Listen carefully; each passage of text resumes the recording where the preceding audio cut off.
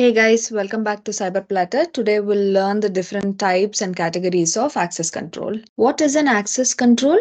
Access control refers to the process of regulating and managing access to resources, systems, or physical spaces. Why is this required? Why do we have to manage access? This is in order to protect sensitive information, that is, to provide confidentiality and maintain data integrity, to prevent any unauthorized access, and to ensure availability of resources to authorized users. So basically, access control aims to establish a secure and controlled environment by authenticating the users, that is, identify and authenticate the users, and then authorizing their access based on their roles and permissions, and also maintaining accountability through logging and monitoring. Now that we know what is an access control and what it aims at, what are its goals, let's try to understand the different types of access control. Access control can be categorized based on how they are implemented or what they do. Okay, first we'll see the types of access control based on how they are implemented. In this category we have three types. First one is administrative access control, next is technical or logical access control, and then we have physical access control. Administrative access control involves policies, procedures, and measures implemented by administrators to manage access to resources and systems. Let's see some of the examples of administrative access control. First one is access control policies. Here, the administrators define and enforce access control policies that outline rules and guidelines for granting and managing access to resources. These policies specify who can access what resources, under what conditions, and for what purpose. Next one is password policies. Administrators create these policies to ensure secure use of passwords. These policies may include requirements such as, minimum password length, complexity, expiration periods, restrictions on password reuse, etc. Then we have user account management. Administrators are responsible for creating, modifying, and deleting user accounts. They control the process of granting and revoking access privileges based on user roles and responsibilities. Another example very close to this is user provisioning and deprovisioning. When an employee joins or leaves an organization, administrators are responsible for provisioning and deprovisioning user accounts. This is to ensure that access rights are granted promptly when needed and revoked when no longer that is required. Okay. Then we have the admins implementing RBAC. This is to assign permissions to users based on their roles within the organizations.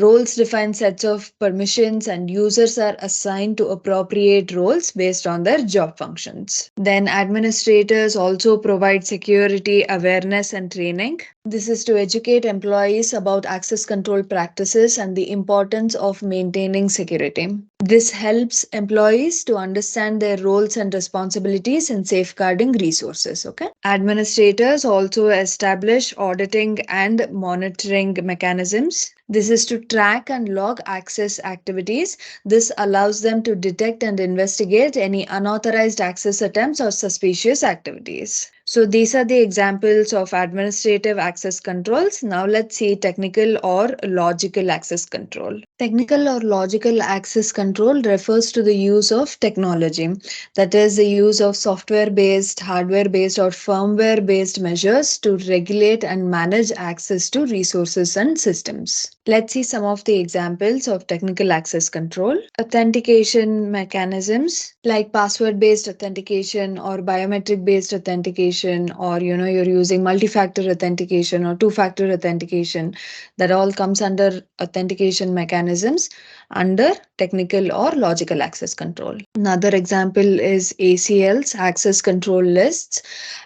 These lists are used to define and enforce permissions on resources or systems.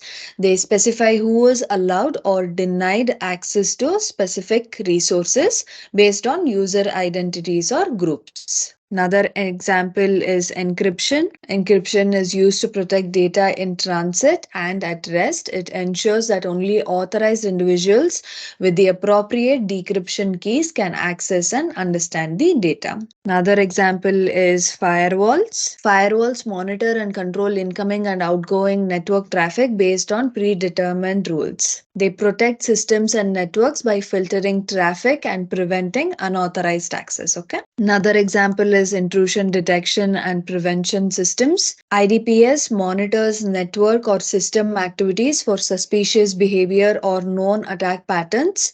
It can detect and prevent unauthorized access attempts or malicious activities. Another example is VPNs, that is virtual private networks. VPNs establish secure connection over public networks, allowing users to access resources remotely while encrypting data transmission. Another example is SIM, that is Security Information and Event Management System.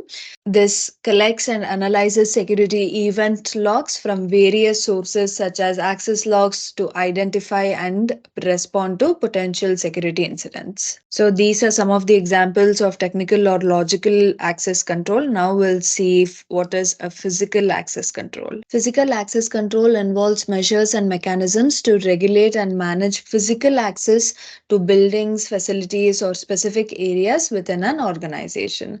Let's see some of the examples. The first one is physical barriers. These are used to restrict access to specific areas, like, for example, fences and gates. Turnstiles allow only one person to pass through at a time, ensuring controlled access. Okay. And then we have man traps. A man trap is an enclosed space with two doors where one door must close before the other opens, allowing only one person at a time. These are the physical barriers. Then we have locks and keys. Traditional locks and keys are commonly used to secure doors and restrict access to authorized personnel only. Different types of locks, such as padlocks, deadbolts, or electronic locks, can be employed based on the level of security that is required. Another example is access cards and badges. These are issued to authorized individuals and are used to gain entry through card readers or electronic access control systems. These cards can be programmed to grant specific access privileges to different areas or zones. And then we have biometric systems. This utilizes unique physical characteristics of individuals for identification and authentication, like, for example, fingerprint scanners, retina or iris scans, or even facial recognition. And then we have surveillance systems. Like, for example, surveillance cameras are used to monitor and record activities in and around the facilities. Then security guards. Security guards are stationed at entry points or designated areas to ensure only authorized individuals gain access and to respond to security incidents. Then we have visitor management systems. These systems track and manage visitors' access to facilities. They typically involve registering visitors, issuing visitor badges, and monitoring their activities during their visit. Then we have alarm systems. This includes motion detectors or intrusion detection sensors. These are used to detect unauthorized access attempts and trigger an alarm or alert security personnel. Then there is physical access logs. Recording and maintaining logs of physical access activities provide an audit trail and help monitor and investigate any security incidents or breaches. So these are the examples of physical access control.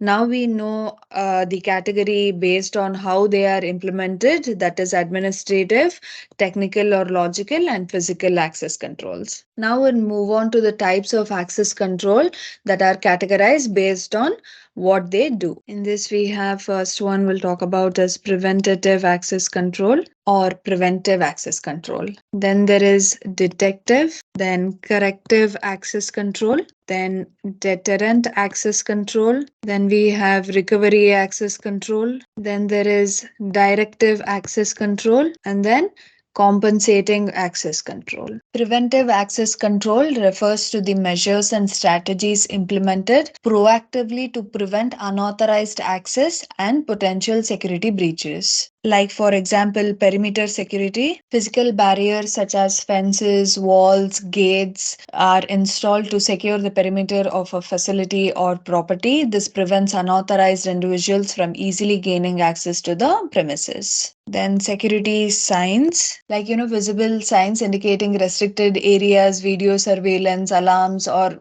warning messages also prevent access. Also, access control systems, like implementing electronic access control systems helps prevent unauthorized access to buildings or specific areas within a facility. Like, you're using card readers, keypads, biometric systems that require authorized credentials for entry. Then security guards, also proper lighting, like lighting in and around the premises reduces the likelihood of unauthorized access by making it difficult for individuals to go unnoticed. You can also use motion activated lights. Then installing cameras, then having firewalls, intrusion detection and prevention systems, antivirus software, security awareness training. Here, educating employees and users about security best practices, policies, procedures raises awareness and helps prevent social engineering attacks, unauthorized sharing of credentials, or negligent behavior that could compromise access control. Then, security policies and procedures. Establishing comprehensive security policies and procedures ensures that access control measures are consistently followed and enforced across the organization. This includes defining strong password policies, access revocation processes, incident response procedures, and so on.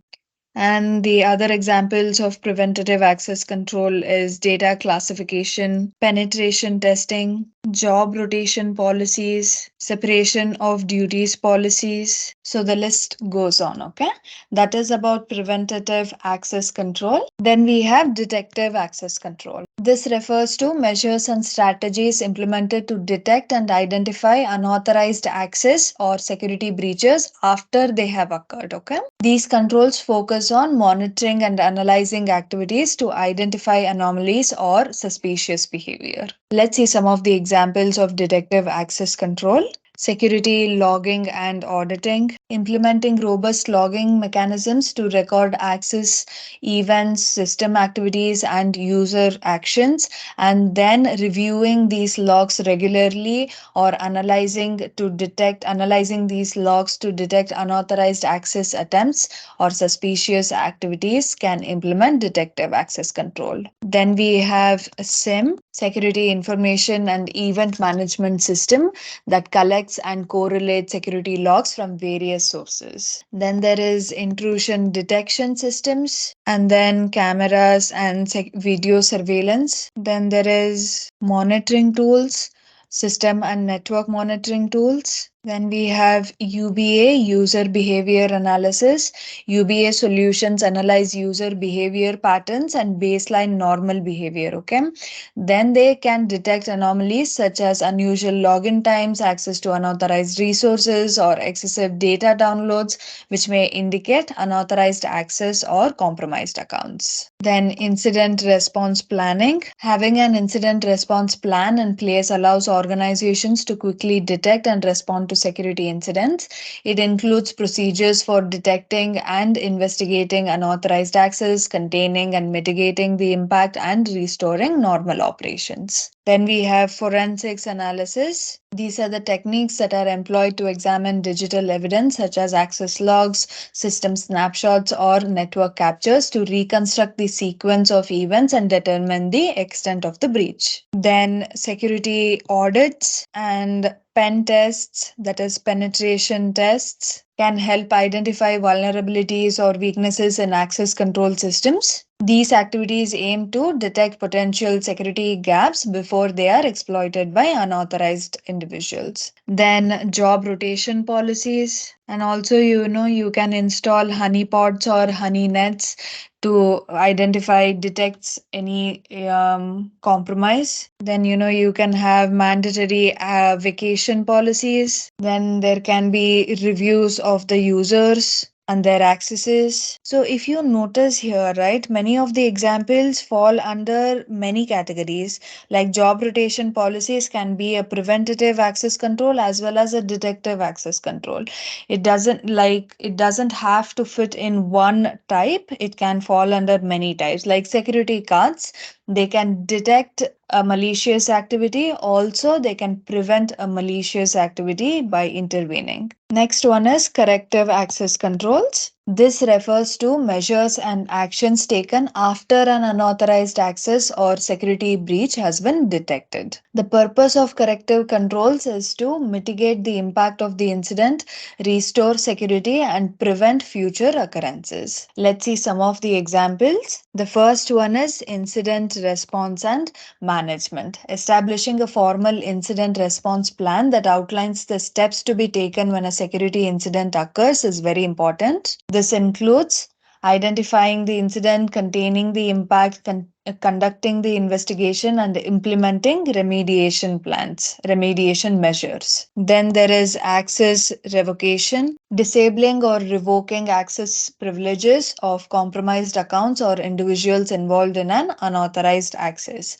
This ensures that unauthorized users no longer have access to resources and systems. Then there is system patches and updates. Applying security patches, updates, or fixes to address vulnerabilities that are exploited during the unauthorized access is to help prevent similar incidents from occurring in the future. Then there is password reset, forensic analysis. Then we have a system restoration and backups. That is restoring affected systems to known secure state using backups or system snapshots.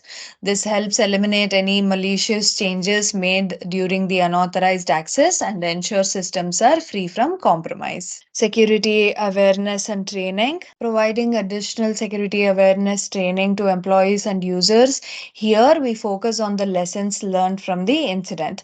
This helps enforce security practices, educate users about the potential threats, and enhance their vigilance. Then we have continuous monitoring and intrusion detections. Strengthening monitoring systems and intrusion detection mechanisms can help to detect and respond to similar unauthorized access attempts or security breaches in real time. Antivirus or anti-malware systems that can help to prevent or remove or quarantine a virus or a malware. So all these are examples of corrective access control. Then we have deterrent access control. Deterrent access control refers to measures and strategies implemented to discourage potential unauthorized access or security breaches by creating a perception of risk or increasing the effort required to breach security measures. This is to discourage, okay? The goal is to deter potential intruders from attempting unauthorized access. Examples include visible security measures like surveillance cameras, access control systems, or security guards can create a sense of being monitored and increase the perceived risk of detection. We can also have warning signs and labels, that is, to place warning signs, labels, or notices indicating that the area is under surveillance, restricted, or protected by security measures. These signs act as a psychological deterrent by making potential intruders aware of the consequences of unauthorized access. Then, fencing and barriers. Installing physical barriers, fences, or gates around the premises to clearly define the boundaries and demonstrate a controlled environment can also help deterring the access. Then access control entry points. The presence of these control mechanisms acts as a deterrent, signaling that only authorized individuals are allowed entry. Then lighting, adequate lighting in and around the premises. Then security patrols. These are regularly conducted by security personnel or guards, and these can help deter unauthorized access by providing a visible presence and monitoring activities within the premises. Then alarm systems, like installing audible alarm systems that activate when unauthorized access is detected can serve as a strong deterrent. Then secure storage and equipment. Securely storing valuable assets or equipment in locked cabinets, safes, or secure rooms with restricted access can also act as a deterrent. Then awareness programs. Implementing security awareness programs that educate employees and users about the importance of security measures, proper access control procedures, and potential consequences of unauthorized access can create a culture of vigilance and enforce the message that security is taken seriously. So, these are the examples of deterrent access control. Then we have recovery access control. Recovery access control refers to measures and actions taken to restore normal operations, mitigate the impact of a security incident, and recover from the consequences of unauthorized access or security breaches. The focus is on recovering from the incident and minimizing downtime or damage. Let's see some of the examples of recovery access control. The first one is incident response plan execution. So, following the incident response plan, which outlines the steps to be taken during and after a security incident, can act as a recovery access control. This includes assigning responsibilities, coordinating actions, and executing the plan to ensure a structured and efficient recovery process. Also, documenting the details of the incident, including its impact, root cause analysis, and the actions taken for recovery, helps in post incident analysis, identifying areas for improvement, and implementing preventive measures. Another example is system restoration, restoring affected systems, applications, or data to a known secure state using backups or recovery mechanisms. Implementing change management procedures to review and validate system changes before they are implemented. This helps prevent similar incidents in the future and ensure that any changes made during recovery are thoroughly assessed and authorized. Then we have patch management, applying security patches, updates, or fixes to address vulnerabilities that were exploited during the unauthorized access.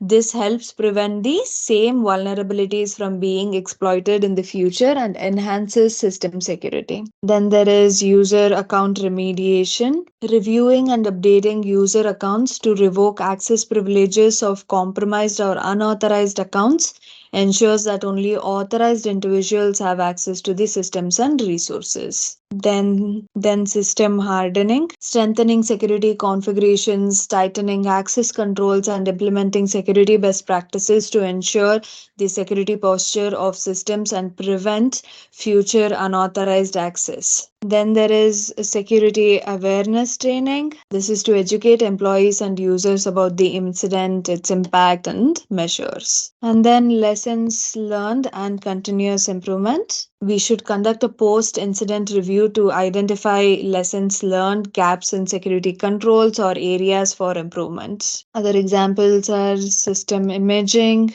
server clustering, having an antivirus or anti malware solution, fault tolerant drive systems, virtual machine shadowing, or database shadowing. So, these are the examples of recovery access control. Then we have directive access control. Directive access control is where you direct or try to tell the subjects or to control the actions of the subjects to enforce or encourage compliance with security policies. Like, for example, escape route exit signs, notifications, security policy requirements, etc. Then there is compensating access control. Compensating access control refers to supplementary measures implemented to address vulnerabilities or deficiencies in primary access control mechanisms. These compensating access controls are put in place when primary access controls are not feasible, practical, or sufficient to adequately mitigate risks. They help to compensate for the limitations or gaps in the primary controls and enhance the overall security posture. Let's see some of the examples. First one is multi-factor authentication. Implementing MFA as a compensating control when strong password policies alone may not provide sufficient protection. MFA requires users to provide multiple forms of authentication, such as a password and a one-time passcode sent to their mobile device, adding an extra layer of security.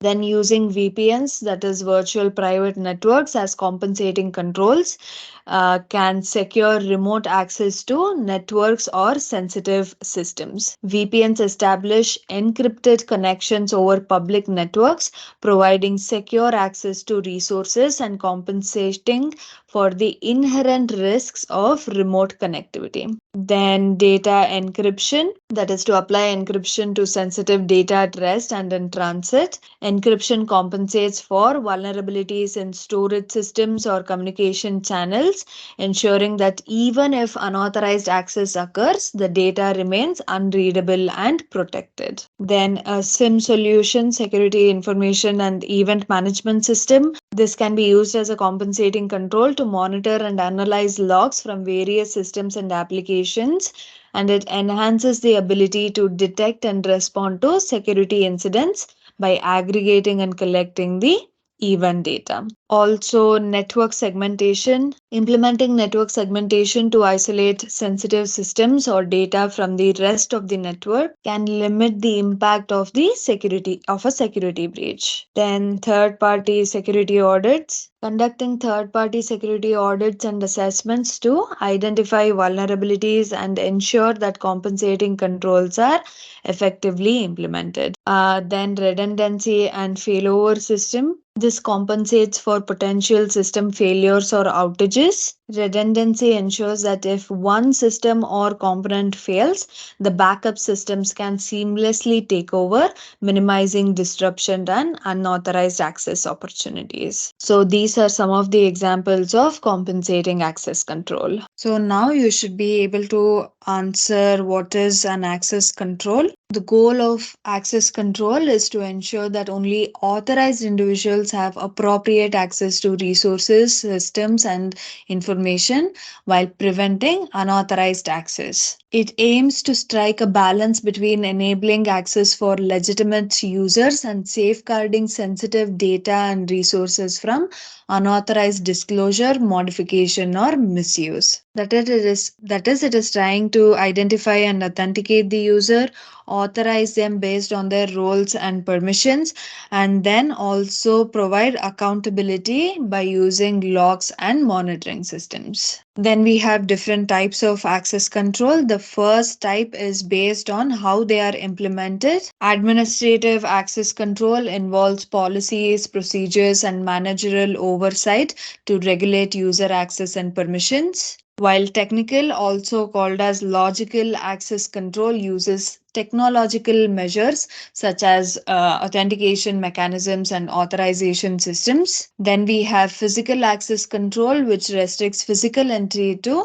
authorized individuals or areas. Then we have another set of access control which is based on what they do. Preventive access control aims to proactively reduce the likelihood of unauthorized access or security breaches. Then detective access control aims to identify and detect unauthorized access or security breaches that have already occurred. Corrective access controls aim to mitigate the impact of unauthorized access or security breaches and restore normal operations. Then deterrent access controls aim to discourage potential intruders from attempting unauthorized access or security breaches. Recovery access controls aim to restore normal operations, mitigate the consequences of security incidents, and recover from unauthorized access or breaches. Directive access control is to direct, tell the subjects, or to control the actions of subjects to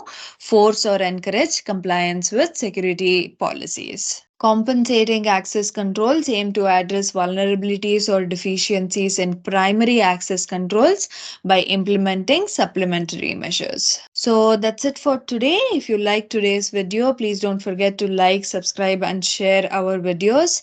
I will see you in another video with another topic. Until then, bye bye.